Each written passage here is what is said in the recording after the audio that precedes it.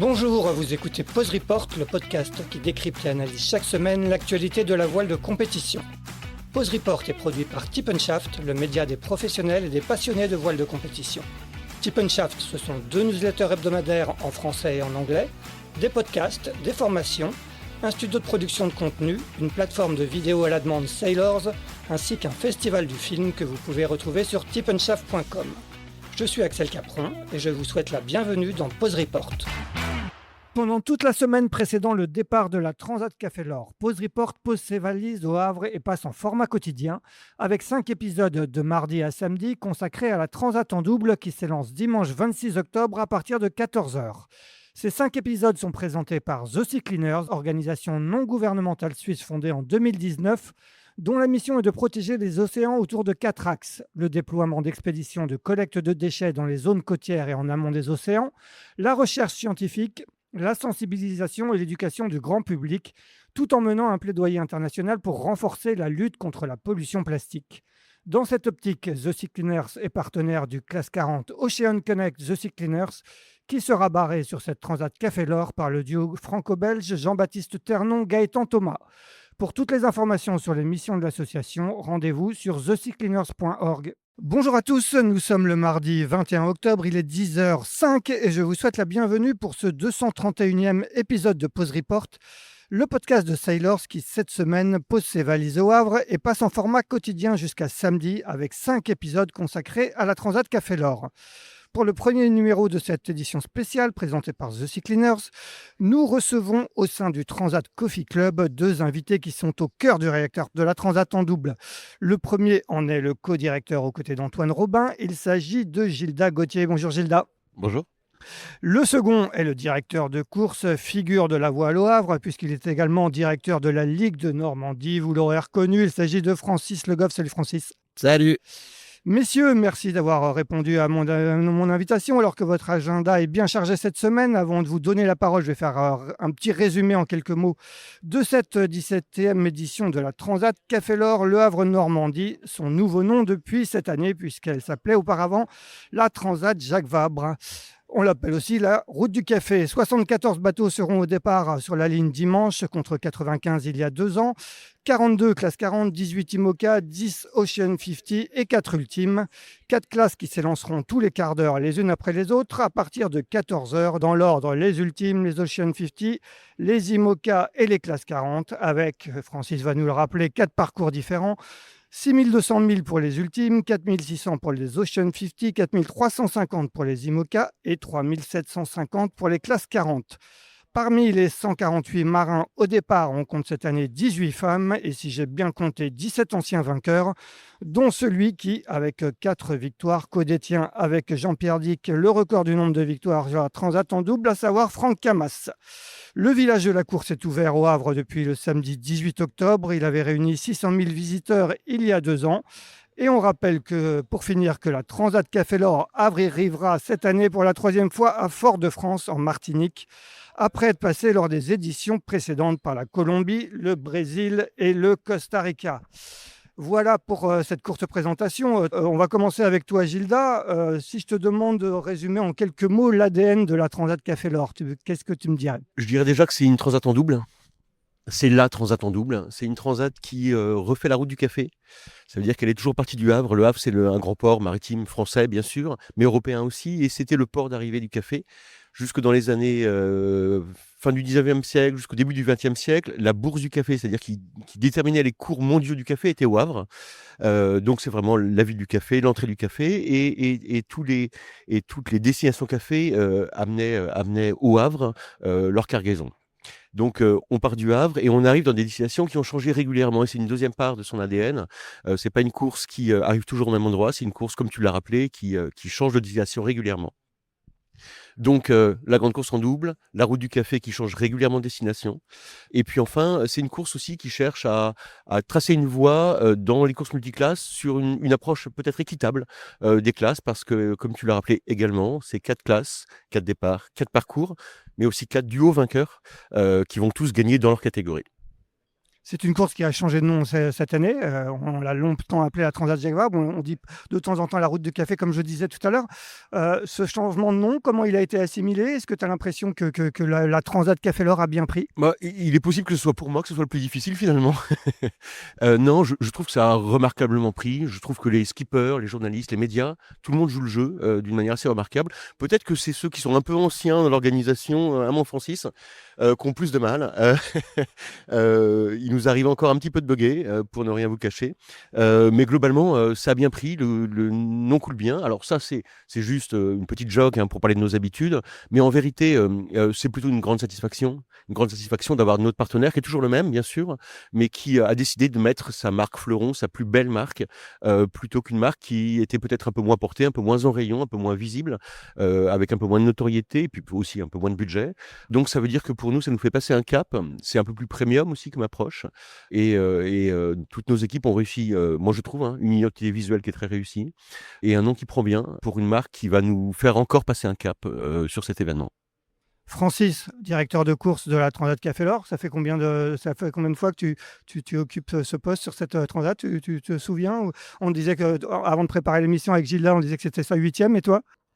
Moi, j'ai participé à la Transat depuis 1995. J'ai pas eu la chance de faire la première. Et puis, en tant que directeur de course, ça fait 2 et demi. 2 et demi, pourquoi? Parce que la première fois, c'était en duo avec Sylvie. Et puis, je trouve ça plutôt très bien, au final. C'est aussi quelque chose qui se prépare en double. Il y a cette idée de passation qui est aussi présente dans toutes les équipes. Je ne pense pas que ce soit Gilda qui dira le contraire. On y travaille énormément, et dans la direction de course, c'est encore la même chose. J'ai un adjoint qui m'est absolument fidèle, et qui, on l'espère, prendra la suite après. Un adjoint qui s'appelle Yann Château, c'est ça? Ouais, c'est Yann. Donc, on fait un duo maintenant depuis un bon moment. Alors, on n'est pas tout seul, il y a aussi d'autres personnes dans la direction de course. Mais il est vrai que c'est lui qui est amené à prendre les décisions quand je suis occupé ou indisponible, notamment dans les transports, ou comme parfois dans des éditions un peu compliquées, on est amené à dédoubler les lignes de départ entre Lorient et Le Havre. On va y revenir à tout à l'heure. Francis, 74 bateaux au départ cette année, 95 il y a 2 ans, et je crois que j'étais 79 en 2021. Comment tu expliques un peu ce chiffre un peu moins important? D'abord, c'est stable dans quasi la totalité des classes. Voilà, c'est stable en ultime. C'est en légère augmentation chez les Ocean 50, pour parler dans un premier temps de la classe des multicoques. Ensuite, en classe 40, c'est aussi absolument stable. Et puis, mais ça, on le savait, et c'est normal. La classe IMOCA a une rotation après le Vendée Globe, et c'est plutôt aussi une bonne année. C'est-à-dire qu'on n'est pas dans les chiffres les plus bas de participation d'IMOCA à la Transat Café L'Or. Donc ça, c'est plutôt une bonne chose, et ça se tend à stabiliser autour d'une vingtaine de participants. Bon, voilà, donc c'est de toute façon, au-delà du nombre, moi, ce que je retiens, c'est la qualité. En avant-propos, tu as cité tous les multiples vainqueurs de la Transat Jacques Vabre auparavant. Donc, c'est surtout ça. Et puis, tous ceux qui aujourd'hui poussent aussi dans les différentes catégories sont présents. Donc, on va dire le niveau de performance est absolument le même par rapport à l'édition qui s'est écoulée. Et pour la direction de course, 74, c'est plus confortable que 95? Ouais, tout simplement pour gérer jeudi le petit coup de vent qui passe. On est tout à fait heureux de savoir que les IMOCA sont déjà baboraquets, prêts à affronter un petit peu de vent qui va arriver de secteur sud-ouest et ouest, plutôt que de les avoir perpendiculaires comme le dernier coup. Donc oui, c'est plus facile. C'est plus facile pour les contrôles, c'est plus facile pour un certain nombre de choses. Voilà. Maintenant, on était aussi prêts, et on est toujours prêts à accueillir davantage de bateaux. Wow. Gilda, 18 femmes au départ sur 148 marins, soit 12% des participants. Est-ce que c'est un chiffre satisfaisant pour toi? Non, c'est pas un chiffre satisfaisant, mais c'est un chiffre record. On est dans une moyenne globalement de 10% depuis très longtemps de femmes. C'est bon, on voit que ça prend, hein. Il y a des organisations, il y a des teams, il y a des chantiers, il y a des organisations. Nous-mêmes, on porte un projet depuis 3 éditions qui s'appelle Cap pour elle, qui œuvre pour une plus grande mixité dans la voile. On a un sport qui est fabuleux parce qu'il n'y a pas beaucoup de sports qui permettent à Florence Artaud de gagner la Route du Rhum, par exemple, sur la même ligne que les hommes. Les hommes et les femmes sont mélangés dans notre sport. C'est un sport mixte. Et effectivement, plus on aura des femmes qui brilleront, plus on aura des femmes au départ, plus des petites filles se diront que c'est possible, parce que c'est ça finalement l'objectif. Et nous, on porte Cap pour elle. Alors moi, j'étais très fier hier, on a baptisé un bateau avec Pamela Lally qui portait son propre projet. Pamela Lally, on lui a mis le pied à l'étrier avec Cap pour elle en 2023 sur l'édition précédente, et elle est au départ de son propre projet, à la tête de son propre projet, au départ cette année. Tiffany qui était avec elle à bord dans le duo qu'elle formait pour Cap pour elle 2023 et à bord d'un Figaro désormais. Donc toutes les deux ont. Donc ça montre la maturité du projet, ça montre que Cap pour elle est en train de progresser, et puis finalement de montrer que on fait pas tout. On essaie de les accompagner au mieux, de leur apporter avec NJ un peu de budget, mais elles doivent porter un projet, elles apprennent à porter un projet professionnel, et puis derrière elles ont les armes pour réussir. Donc on était hyper fiers d'être à ses côtés hier pour le baptême de son bateau. Tu parlais de Tiffen, on précise Tiffen Ragnaud qui était effectivement avec Pamela Lally à la barre du bateau Cap pour elle il y a 2 ans. Francis, on est presque surpris de trouver là aujourd'hui, puisque au tout début du film Le Monstre, que nous avions tourné dans les coulisses de la direction de course il y a 2 ans et présenté au Sailors Film Festival en 2024, on te voit au début deviser avec justement ton adjoint Yann Château dans le jardin de votre maison au Havre, et tu es un peu en mode j'arrête la direction de course. Et est-ce que de l'eau a coulé sous les ponts pour que tu sois de nouveau là maintenant ? Ouais, de l'eau a coulé sur les ponts, sous les ponts, sur les ponts, je sais pas. Mais en tous les cas, c'était pas pour rire hein, on disait ça. Et en fait, on l'a digéré au fur et à mesure, en revenant à l'essentiel, quelquefois, des plus petites courses. Où le rapport parfois à l'argent est aussi un peu moins important, le rapport aux partenaires, le rapport à plein de choses. Et on s'est dit que c'était ça notre métier au final. Alors, c'est pas balancer la patate chaude à Gilda pour qu'il se démerde avec tout le restant. On fait nous aussi un duo. Mais on a relativisé tout ça et on s'est dit, c'est quoi notre métier? En fait, on s'est vraiment interrogé là-dessus. Et à l'issue de cette transat, on a pris du temps et on a parlé de ça avec l'ensemble de l'équipe. Et on s'est dit, ben voilà, nous, on est là pour accueillir des bateaux dans les bassins, pour vérifier qu'ils sont en capacité d'y aller et pour prendre la décision, oui ou non, on part pas, analyser de la météo, modifier des parcours, proposer des amarrages qui mettent les mecs en difficulté, qui vont pas faire que tous les bateaux de la flotte française soient au fond d'un bassin en charpie. Voilà, en fait, c'est ça notre métier, et qu'une fois que ça c'est fait, évidemment, il y a plein d'autres choses à côté. Évidemment que la direction de course, elle doit accompagner, elle doit être absolument solidaire, proche des directions générales, mais elle doit avoir aussi cette indépendance qui fait que oui, on va faire ça, et après, on verra bien ce qui se passe. On rappelle le contexte très particulier de cette édition 2023 avec la tempête Ciarán qui s'était donc abattue sur les côtes françaises, et vous avez conduit à lancer les ultimes sur le parcours normal, les Ocean 50 et les Class 40 pour une espèce de première étape qui s'était arrêtée en Bretagne, d'où ils étaient repartis une semaine plus tard, juste avant les IMOCA. Est-ce que justement dans les leçons que vous avez, quelles leçons vous avez tirées de tout ça? Est-ce que vous avez changé des règles vis-à-vis des classes? Comment ça, est-ce que vous avez changé votre façon de communiquer avec les classes? Dit comme ça, on pourrait dire putain, quel beau bordel quand même. Mais rappelons qu'ils sont tous arrivés et que la course a été belle pour l'ensemble des classes. C'est-à-dire et ça nous avait fait un très bon film.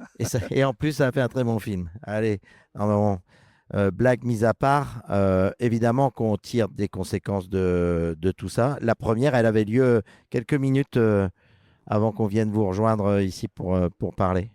On a réuni l'ensemble des classes ce matin pour faire un premier point sur la météo. Le premier sur ce qui va se passer jeudi. On parle avec eux, on leur donne ce qu'on va faire comme action corrective dans les bassins pour qu'ils soient mieux amarrés. Comme on leur demande aussi de participer avec nous, avec du monde à bord dans les bateaux pour surveiller et ne pas être en retard si jamais il y a un problème sur un canot. On met du semi-rigide en plus dans les bassins pour aider à passer une amarre s'il y a un truc qui pète. Voilà. Mais ça, on l'a fait là ce matin. Dans un deuxième temps, on a regardé l'analyse du départ avec les 4 classes pour voir, ben voilà, en tous les cas, anticiper si jamais il y avait un petit coup de vent qui arrivait ou quelque chose qui est en train de grossir. C'est très collaboratif. Et pour le coup, les 4 classes étaient présentes. Et à ce stade, on est en accord total sur ce qui va se passer jeudi et ce qui va se passer le jour du départ.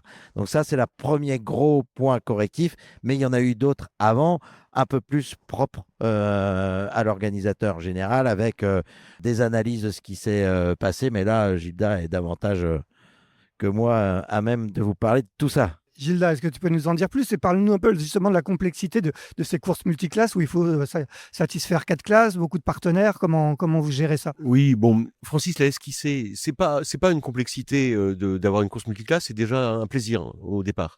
C'est une grande fête de la voile. C'est des points de rassemblement. Ça permet d'avoir une notoriété sur toutes les classes, un éclairage très fort. Donc, oui, il y a des classes qui ont la chance d'avoir des événements pour eux seuls, parfois très importants. Ça peut créer des distorsions, d'ailleurs, vis-à-vis des autres classes. Nous, on a une course multiclasse, on l'a toujours été. La Route du Rhum est une autre grande course multiclasse et très grande course. Donc, c'est déjà un plaisir d'accueillir tous ces bateaux dans le bassin au Havre. Ça, c'est la première chose. La difficulté, elle est croissante, mais elle est croissante aussi parce que c'est la montée progressive des enjeux liés au succès de notre sport. Aussi bien du point de vue de l'organisateur, on a des complexités qui sont progressives parce que nos événements prennent de l'ampleur. On a des difficultés progressives parce que les teams prennent de l'ampleur aussi. On a une course au large qui s'est énormément professionnalisée dans ces 10 dernières années. Donc la course au large, elle a changé, hein, voilà. Et donc ça, c'est nos métiers qui ont changé, mais en même temps, toutes nos équipes sont professionnalisées. Enfin, tout le monde est prêt à ça.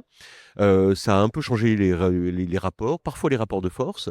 Ça complique un peu les choses, mais ça fait partie désormais de nos métiers que d'être sur des équilibres, je dirais, sensibles.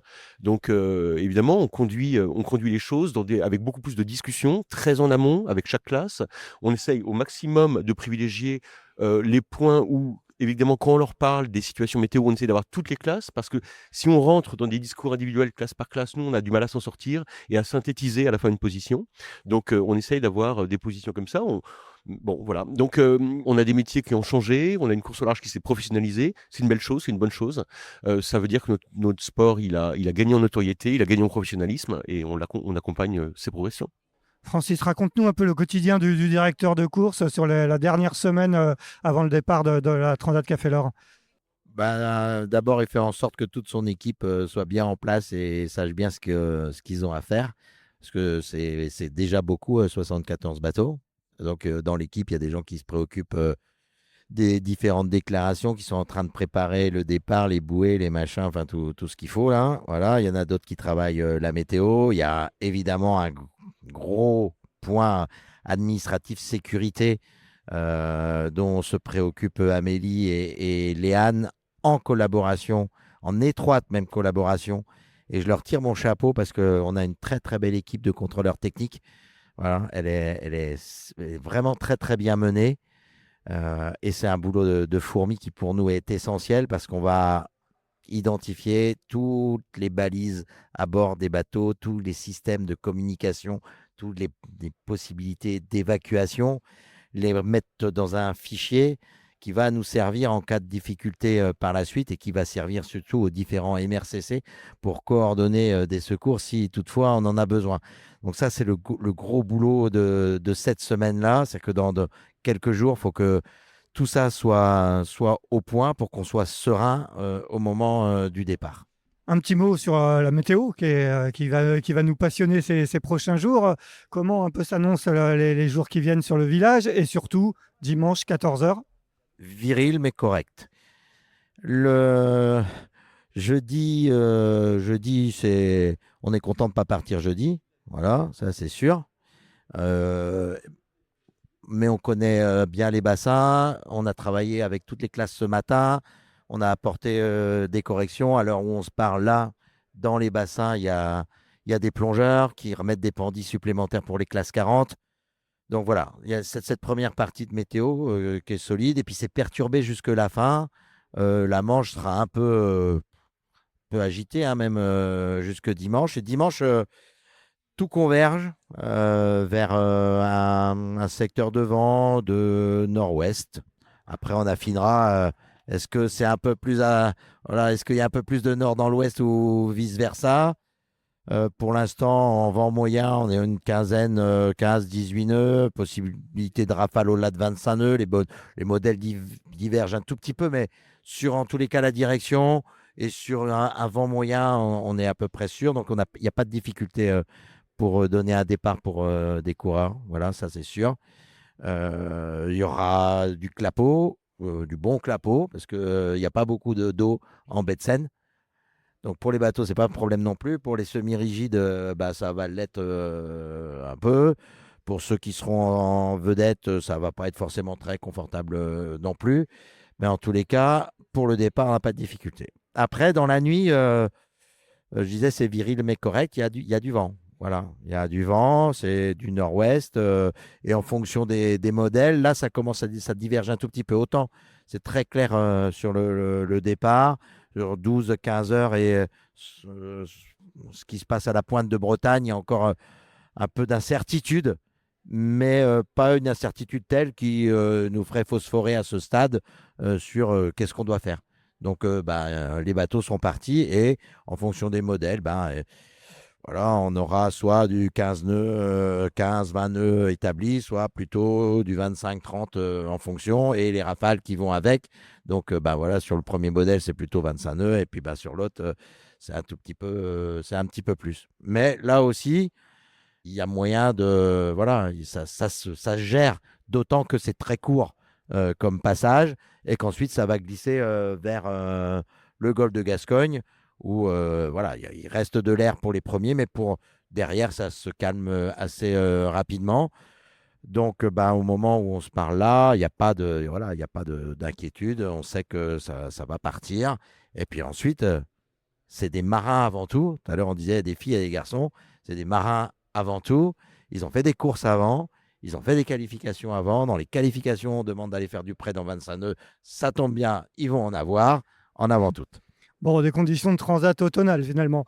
Gilda, l'organisateur que tu es, j'imagine que quand tu entends Francis décrire ces conditions de départ pour dimanche, ça rassure un peu. J'ai le sourire.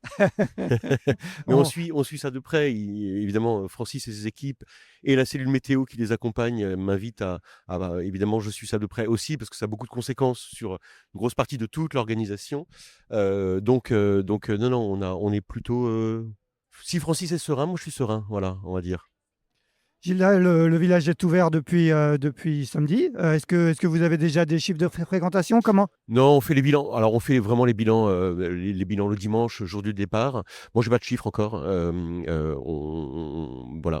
On n'a pas une semaine qu'on va annoncer radieuse. On a eu un magnifique premier week-end, un week-end d'ouverture. Cette semaine, c'est un petit peu plus compliqué. Le temps est... Il fait beau plusieurs fois par jour au Havre, on va dire. Voilà. Comme en Bretagne. Donc, ce sera pas la semaine la plus ensoleillée de toutes les éditions de la Transat Jacques Vabre, précédemment Transat Café L'Or désormais. Mais voilà, on est un événement de pleine nature, en mer comme à terre. Donc, on s'adapte. À plein régime, comme c'est le cas cette semaine. Vous êtes combien à travailler sur la Transat Café L'Or? Oula, alors on est nombreux à travailler. Les équipes professionnelles qui travaillent sur la Transat Café L'Or sont à peu près au nombre de 55-60, associés avec les services de la ville, les services de JDE Café L'Or qui nous accompagnent. On monte à une petite centaine et on peut rajouter 300 bénévoles qui viennent du Havre, mais de partout ailleurs, qui nous accompagnent. Donc ça fait vraiment beaucoup de monde qui travaille. Ouais. Francis, tu peux nous rappeler comment fonctionne la direction de course pendant la course, une fois que le départ est donné dimanche à 14 h jusqu'à l'arrivée du dernier bateau en Martinique, comment vous fonctionnez? Comme il y a un peu de clapot, moi je ne vais pas sur l'eau. Non, c'était déjà vrai par le passé. D'abord, on est accueilli par la Marine nationale. C'est un point de vue absolument excellent au Havre. Hein. Le sémaphore a vu sur toute la baie. Et comme on a là cette volonté de faire aussi un parcours côtier qui permette à tous ceux qui n'ont pas la chance d'aller sur l'eau, ou je dirais ceux qui ont même intérêt à aller plutôt voir à terre sur l'eau, parce que c'est pas forcément très très agréable sur l'eau le jour du départ. Les équipes, elles seront en mer. Et puis très très vite, en fait, on va se replier aux alentours de 17 heures dans une maison. euh, et on va installer le système de car que l'on connaît à bord de tous les bateaux et de tous les gens qui vont en mer. Comme on peut déjà dire que comme la première soirée est quand même un peu engagée, voilà, Viril je veux mais dire correct, comme viril tu le mais disais. correct, comme voilà. On va renforcer tout de suite l'équipe, hein. On est six de quart, donc enfin on est six à la direction de course. Et au lieu d'avoir les deux par quart, là on va mettre quatre personnes tout de suite pour suivre le début de course. Et ensuite on se relaye tous les 4 heures à raison de deux personnes de quart. On a un super partenariat avec Adrena. J'ai toujours mon Yann Château, qui est un geek absolument génial, qui a développé avec Adrena un certain nombre d'alarmes et de systèmes qui nous permettent de mieux suivre les bateaux. Parce que au final, 74 petits points sur un petit écran, c'est pas forcément simple. Donc maintenant, on a aussi de l'aide apportée par le logiciel sur des alarmes de vitesse, notamment de changement de cap, voilà. Donc qui nous aide à mieux suivre la course. Mais en tous les cas, ils seront veillés 24 heures sur 24 jusqu'à l'arrivée en Martinique. Gilda, un mot, le week-end dernier, vous avez annoncé la création de Océan, qui est une association qui regroupe les organisateurs, donc l'association Transat Café L'Or, la SEM Vendée, OC Sport Penduic, donc organisateurs des grandes courses au large. Pourquoi cette association? Parce qu'on fait le même métier. Parce que on travaille tous la même matière, c'est-à-dire la course au large. On aime tous le large, hein, et ses bateaux et les bateaux qui le font. Et que on a plein de choses à mutualiser, plein d'intelligence collective à développer pour faire progresser notre discipline dans tous les domaines. Alors nous, on est très engagés sur la responsabilité sociétale et environnementale. Je vois qu'on a tous des process différents pour faire nos bilans carbone, en méthode, voilà. Je donne un petit exemple, hein, mais on a beaucoup à progresser sur beaucoup de domaines et surtout à harmoniser pour qu'on puisse comparer, pour qu'on puisse travailler beaucoup plus en commun. Donc l'idée, et des associations, il en existe beaucoup plus, hein. La fédération nous réunit également assez régulièrement. Il y a une association des villes départ de course au large qui relie, enfin qui associe Le Havre, Saint-Malo, les Sables d'Olonne, mais aussi l'Orient. Voilà, donc c'est de multiplier les points de rencontre pour faire progresser nos disciplines. Ce qui est en plus, ce qui vous distingue aussi, c'est que vous fonctionnez tous différemment. Vous êtes une association. Il y a la SEM Vendée, qui est une société d'économie. On a un organisateur privé. Ouais. Non, mais tu as raison. Tu m'emmènes sur un terrain où on est tous différents. Et nos différences nous enrichissent, mais pas que, hein. On est différents et on cultive nos différences. Nos narratifs peuvent aussi être différents. Quand on fait le Vendée Globe, on fabrique des héros quelque part, hein. On va faire l'Everest. Nous, on a un narratif qui est très différent sur une course en double où on veut raconter des histoires et de l'humain. On a tous des narratifs différents et on ne doit pas s'harmoniser sur ces sujets-là. C'est pas la question d'harmonisation comme ça. On cultive nos différences. Les teams cultivent leurs différences aussi. On est tous différents et on entend le rester. Mais en revanche, on a plein de choses à faire en commun, plein de choses à mutualiser, plein de choses à optimiser. Et donc, dans la différence, on fera mieux ensemble quand même. Francis, toi, tu es directeur de course de la Transat Café L'Or, mais aussi de la Route du Rhum destination Guadeloupe. Tu te sens forcément concerné par ces sujets? Bah ouais, c'est après nous c'est le métier, il bouge pas, il bouge pas en fait. Sauf qu'il y a 50 bateaux en plus, peut-être, sur Ouais, sur c'est la ça. Route du Rhum. Et ils sont en solitaire. Donc c'est voilà. Et ça c'est les différences. Mais pour le coup, le fond de jeu pour les équipes de direction de course, c'est le même d'une course à l'autre. Pour autant, et on l'a vu la dernière fois. C'est important pour les directions de course et le directeur de course en particulier d'être en accord et de comprendre ce qu'est une Transat Café L'Or aujourd'hui, ce qu'est la route du Rhum demain ou la solitaire du Figaro. Si on avait deux routes parallèles, ça ne fonctionnerait pas. Il faut que ça converge, mais chacun en gardant là aussi. Tout à l'heure, tu parlais de différence, mais chacun en gardant le cœur de son métier et il est bon qu'à un moment donné, ça s'oppose parce que quand ça s'oppose quelquefois, ça fait grandir, ça fait changer les choses à un organisateur, ça fait changer les choses à une organisation de course. Et ce qui est bien aussi, c'est de s'inscrire dans la durée. Et là, on en est à notre troisième. Voilà. Et ça, c'est plutôt bien. On se comprend mieux les uns les autres parce que tout ça, c'est quand même des humains. C'est des humains, c'est des hommes sur les bateaux, mais c'est des hommes au sein des organisations, c'est des hommes au sein de la direction de course. Et Il voulait dire des hommes et des femmes, hein, bien sûr. des Bien hommes et sûr. des femmes, et avec un grand H. Voilà. On va dire, bon. Francis, tu es aussi le directeur de la Ligue de Normandie. En discutant il n'y a pas longtemps avec Damien de Longueville, qui est le président de l'association Transat Martinique, donc qui accueille l'arrivée de la Transat Café Loire, il me disait qu'ils réfléchissaient à un éventuel pôle de course au large qui serait à cheval sur la Martinique et sur le Havre. On peut s'étonner que le Havre, qui est la ville de départ de la Transat Café Loire, n'ait pas des pôles inshore, mais n'ait pas de pôle de course au large. Est-ce que c'est un projet du côté du Havre?